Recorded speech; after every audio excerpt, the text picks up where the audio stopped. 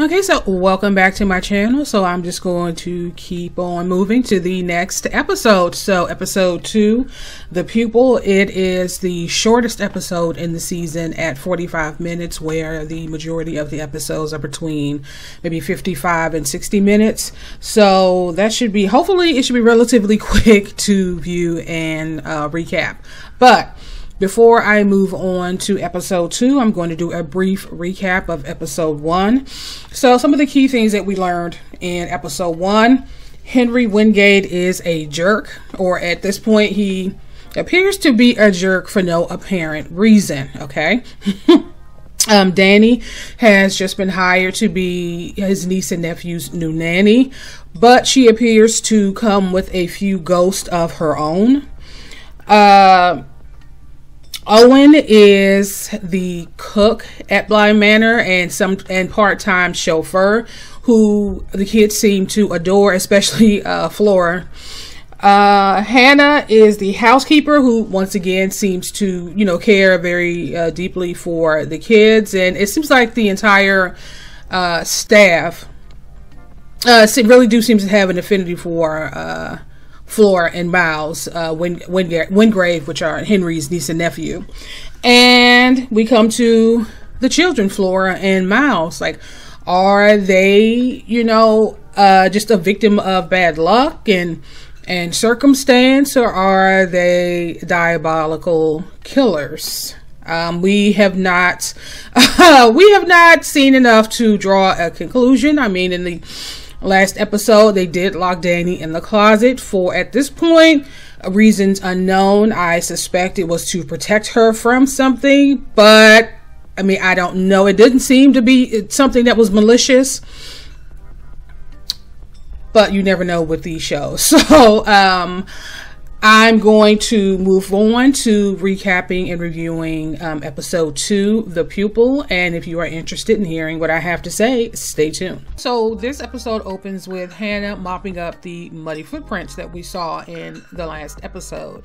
And the storyteller, it's a voiceover, and she's saying how this has been a recurring thing for a while, and Hannah has had to do this several times, and the footprints always follow the same path. It goes from the front door to the forbidden area of the house and back out the front door.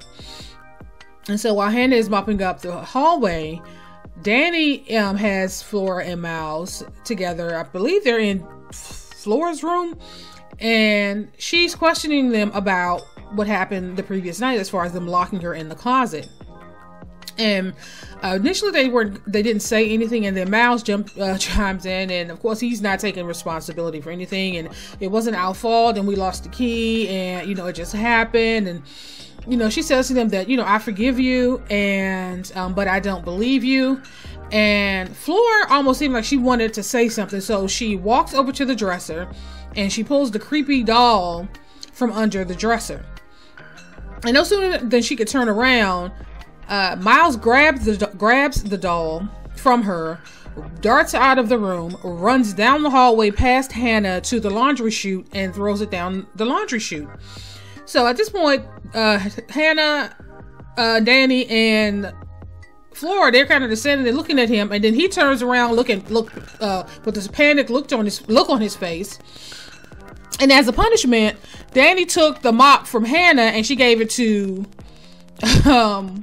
Miles, and he was like, I don't understand. She was like, no, this is not for me, this is for you. And so basically she's now implementing consequences for their behavior.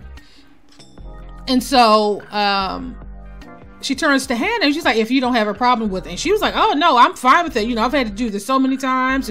The kids go out sometimes a couple of times a night, and and I have to clean up these footprints. So hey, it's a break for me. Like, she's not really like, no, let them have it. Let them deal with it. And so she takes Flora downstairs, and at this point Owen is preparing breakfast, and she's taking Flora to downstairs so she can go to the basement to get her doll. So just before they reach the door, Flora was like, I don't really like going down there, and can I just stay here and have orange juice with Owen? And the basement is dark and dank, and she just really wasn't trying. She was not trying to go down there. And so Dani asked Owen if it was okay, and you know, it's going to be for a few minutes. You know, someone's brother threw their doll down the laundry chute, and now we have to go down here and get this doll, and he was fine with it. And so, of course, you know, she gets go to the steps, and of course, it's pitch black.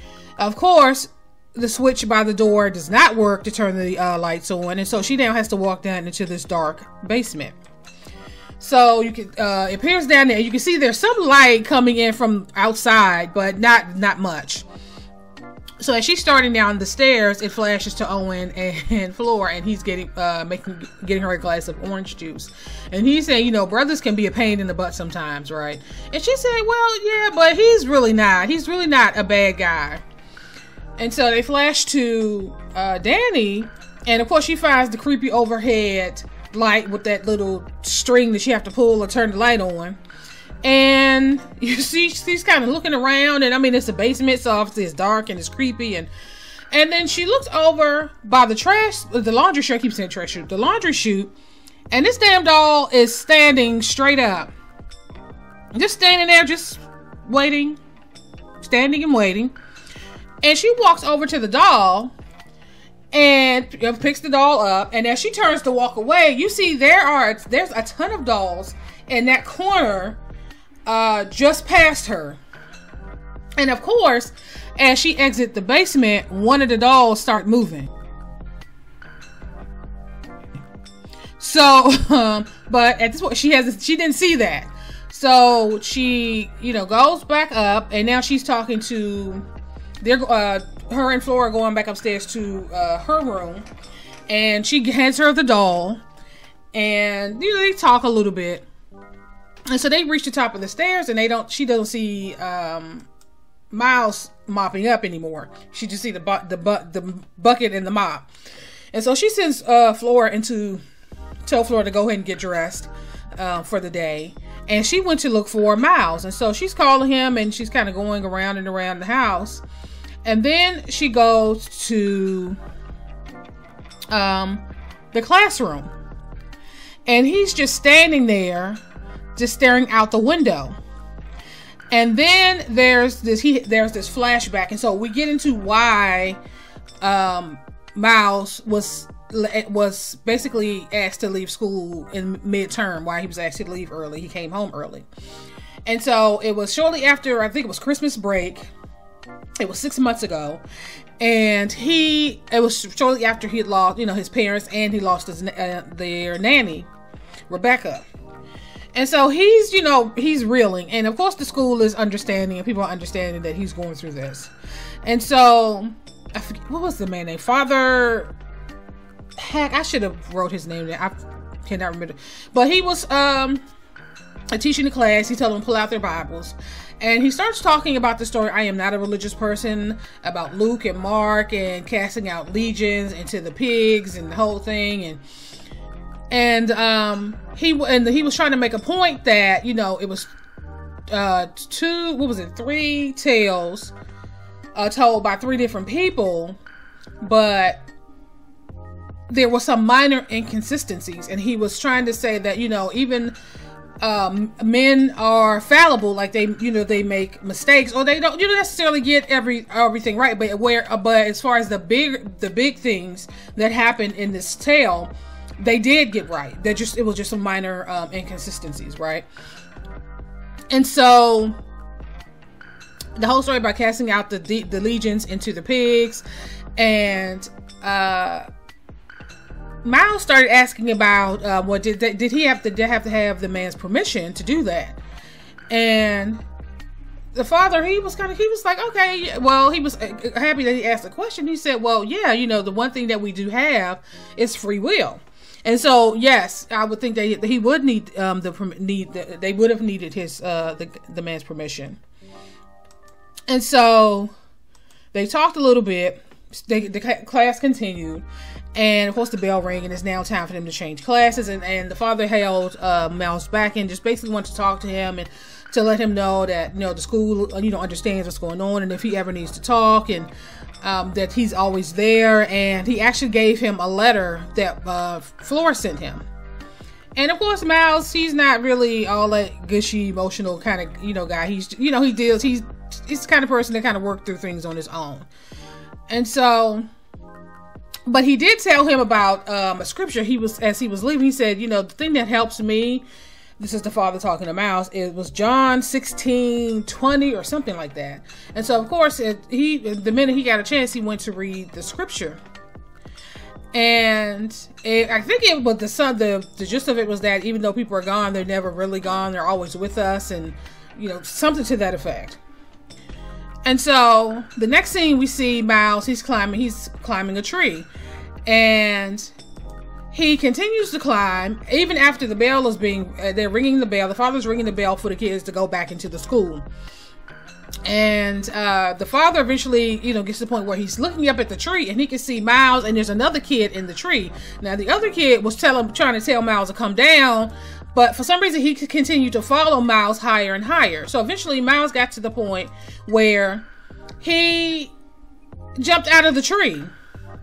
And how he managed to walk away with like a limp and his arm is in a sling. I mean, I don't even remember seeing a cast, but I guess that's the, you know, the joys of being young. You just snap back, right?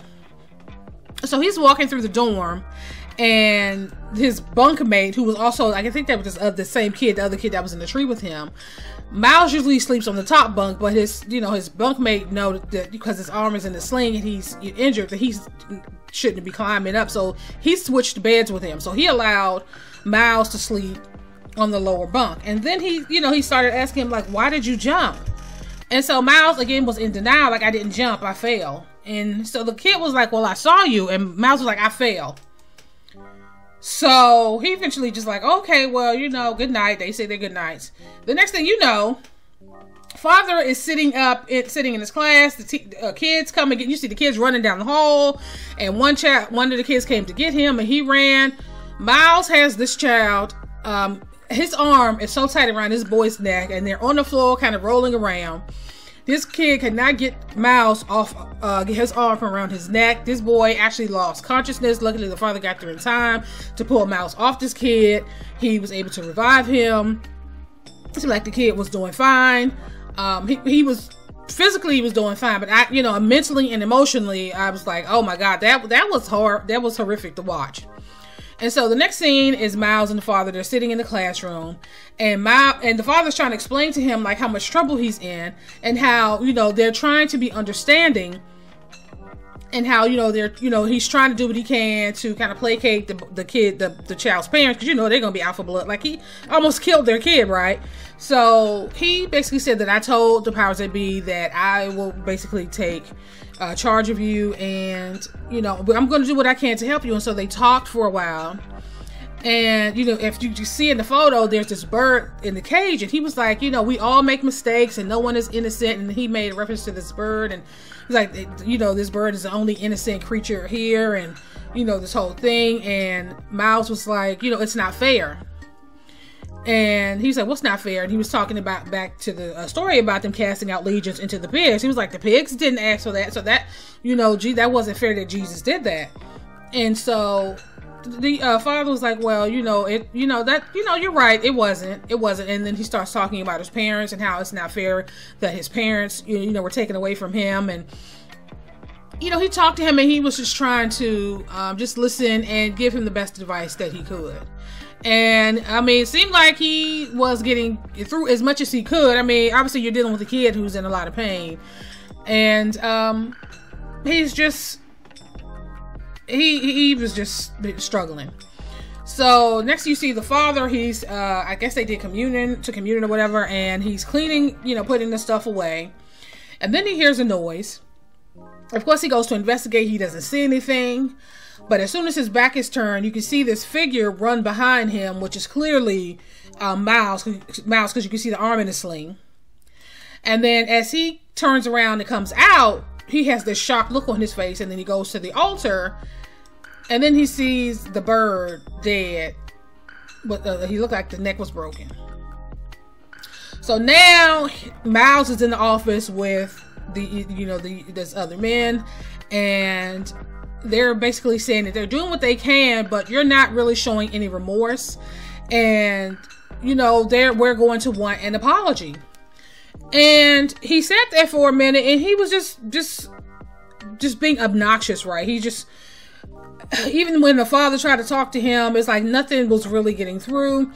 And the headmaster, I'm assuming that's sitting behind the desk. I'm not really sure how that whole thing works. But he comes from behind the desk and tells him that we want an apology. You killed an innocent creature, and that wasn't right. And he said, I'm sorry.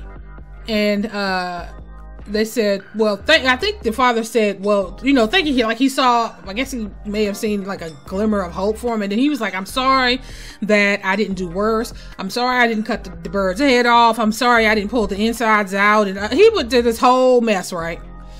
And so next thing you know, he's sitting outside the office, and the father's trying to, continue to try to talk to him, but nothing was going to get through to him. And the father eventually walks away, and they basically ends up suspending him for a number of things. And so the storyteller, is doing the voiceover again and basically saying, that the reason that Miles was expelled wasn't clear. Was the fight, it was his behavior, it was the whole stunt with the tree. It was a lot of different things that led up to him being expelled. And so what you find is later that night, he forgot about the letter that Flora sent him. But as his old bunkmate was switching back to the lower bunk, and he pulled the pillow up, he saw the letter. And so when he opened the letter was a drawing, and it just says, "Come home," in all caps. And so it's like, okay, so he was trying to get expelled for some reason so he can go home. Now, for that, at this point, we can only speculate what that reason was, because I guess it hasn't been revealed to us yet. Or maybe, something was already starting to go awry in that house, and she just wanted him to come home. We don't know, but it's obvious that his stunts was for a reason. And so we come back to present day for them, which would be like, 1985, 87, something like that. And so he's sitting in his room, and he was reading, it seemed like he was reading the Bible a little bit, and then he walked across and to tell Dani that he was finished. And so she's like helping, talking to Flora as Flora's gathering her dolls. And she said, told him she'll be right over. And so she ends up walking over, but as she's walking over, you see Flora, and she's sitting there just kind of with this creepy look on her face. I keep telling you, these children of the corn-esque, stares. And then they get a close-up of her hand, and she got one of them creepy dolls in her hand. And so Dani walks over to Mal's room, and she's really proud at how well he cleaned his room, which is one of his the punishments. And she said, yeah, it almost looks professional. And then she says, you should come, why don't you come and show Flora how to do it? And I think she'll think it's perfectly splendid, right? And then Miles is kind of like, how's that fair? She was just okay. So she basically told him to go over across the hall. So Hannah is in the kitchen because she doesn't have to do the cleaning for today because the kids are doing that because that's part of their punishment. And she's staring at something, and then the flash, and you see she's staring at this wall, and there's this odd crack in the wall. And they kind of pan out, and you see that she's sitting down having a cup of tea, and her Owen's there, and she's just eating. And then Jamie walks in, and she's like, well, why? What? She's trying to figure out, like, what's going on? Owen tells Jamie that, oh, well, she has the day off because the kids are going to be doing the housework. And so Jamie's like, oh, yeah. And so the next thing you know, you see the kids in the garden, because Jamie is the gardener. She does gardening. I guess she does some of the maintenance and stuff around the property as well. And so they're just having a good time, just sitting and relaxing in the shade, and they were talking a little bit, and Hannah says, I kind of feel lazy and feel like I lay about. And James was like, don't even try. You're enjoying just being able to sit down and kick your heels up and while somebody else is doing the work. And then Hannah says, I do hate to see them being punished. And Jamie basically had to give her a reality check. Like, you guys, you have to stop coddling them, and you have to hold them responsible. Even though, we can empathize and sympathize with them for the tragedy that they've been through, you still have to raise them to be productive and responsible adults, and you can't just let them get away with stuff. Just like you make excuses for them, Owen cooks for them, and Rebecca coddled them, and it's like, you guys have it's time for you to stop. And she was like, this nanny, she's different, and she's, you know, basically holding them to account, and Jamie actually respects that. And so Owen eventually comes out and brings a couple of drinks, and they sit for a while until Jamie starts kind of like poking a little bit about, so what do you think about Dani? Do you think she's pretty? Do you think she's too pretty? And you know, and Owen started to get a little flustered, and he decided he was going to head on back into the house, but not before saying to Hannah, you know, you're the only one that has my heart, right? So of course she kind of like flagged him away in a joking way, right? And so the next thing you see, Flora, she's in Dani's room, and she pulls like some weird glasses out of Dani's suitcase. So Dani walks in, and she's like, oh, okay, thanks for cleaning my room. And she was like, yeah, I put your clothes in the wardrobe, and your clothes, and the stuff that goes in the drawer goes in the drawer. And then she turns around, and she put those glasses on and turns around, and Dani clearly has some sort of reaction to seeing these glasses, right? It's almost like she didn't remember she had them, something, I don't know. But Flora ends up giving her the glasses. She was like, I'm sorry, you know, the glasses were already broken, I didn't do that. And, you know, Dani was like, oh no, that's fine, you know, it's okay, it's okay. And then she, you know, excused herself, and she basically ran out of the house. It looks like she was about to have another panic attack. And Jamie saw her, and so where once Jamie really didn't have a lot to say to her, she was kind of rude to her. The first time, she kind of, you know, she kind of stayed and talked with her to try to calm her down. She was like, I understand, you know, the children, it can be a lot, and you know, that's what I did with flowers, because if they ever give me any lip, I can just, you know, she made that, you know, the motion, you know, like she like that clutch her throat, almost like I could just, you know, give a little snip and they're gone. So she was like, so if you ever need advice on children, and so of course they started laughing, right? And so they talked for a little bit, and she basically told her, reassured her, like, you're doing a great job, and you know, basically the kids, they need you here.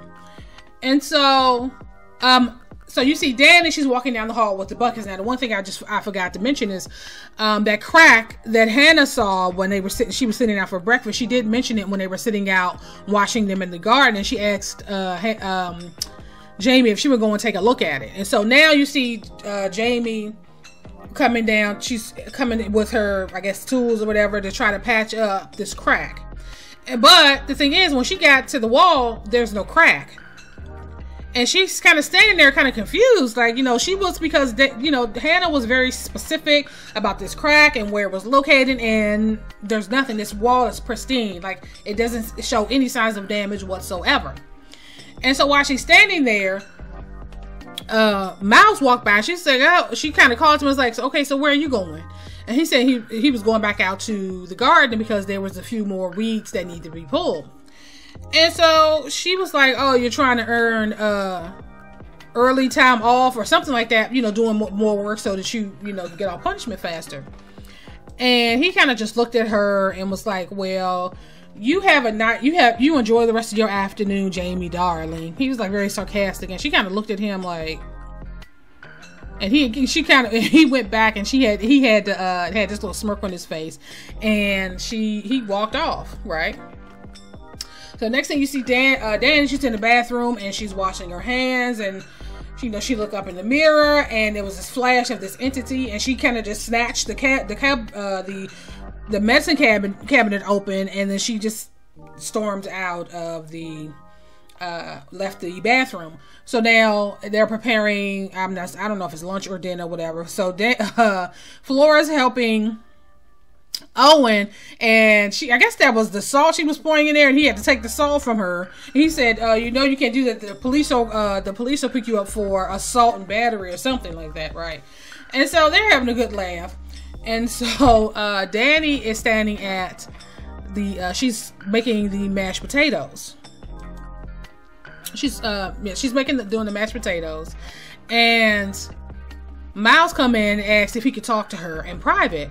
And so as she left the kitchen to talk to Miles, the phone rang. Flora answers the phone. It's another prank call. They had a prank call in the previous episode. They kept saying that it's, you know, this is like something that's happened several times where, you know, the person calls or the phone rings and there's no one on the other end. And so they flash to Dani and Miles, and he apologized. He admitted to locking her in the closet. He admitted to tracking the mud in the house, and, you know, he apologized for everything. And then he gave her these beautiful flowers.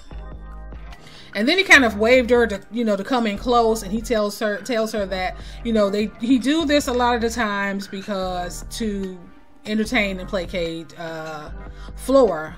And she said, I understand, you know, because she's still young and sometimes I forget myself. Because, you know, he sees himself as a gentleman. And so they, you know, they talk for a bit. And then you flash to Jamie, and she realized where he got those flowers. He done went and screwed up her damn flower roses, right? So she is pissed. And she wanted to go and say something to him. Or, I mean, do something to him. But in lieu of her killing him, Dani was like, you know what, you're right, he was wrong for doing that, and I will talk to him. So the kids run off.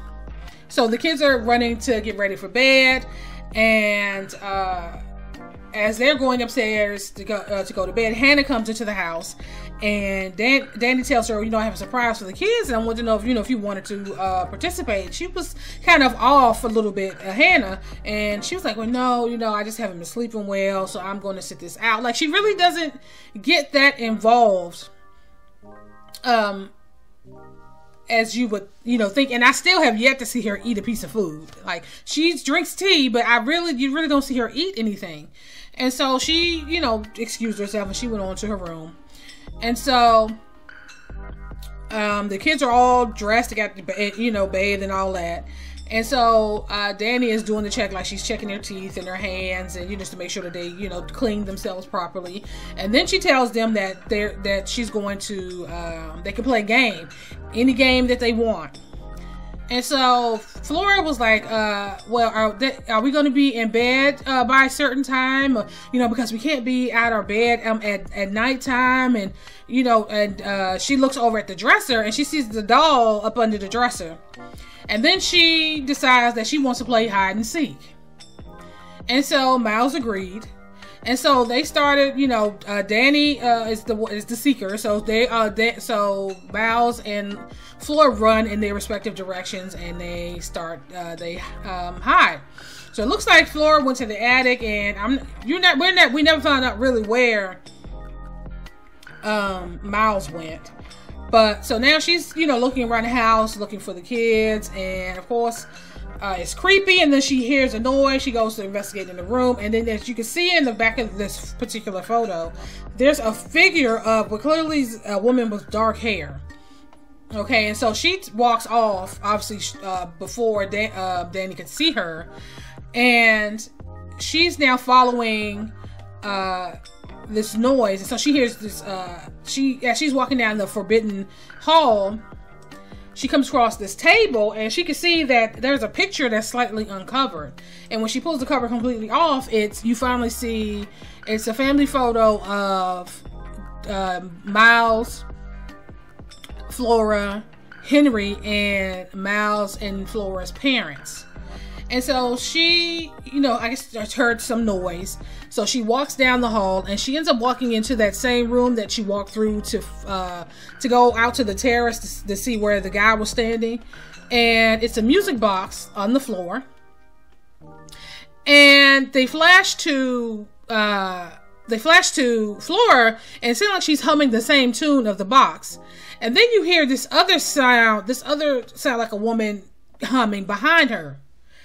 And you're kind of thinking, okay, wait, did she not hear? What the hell? What is the second voice? And so Dani is actually, she's looking through the box, and she sees a photo of this guy, of this what appears to be this couple.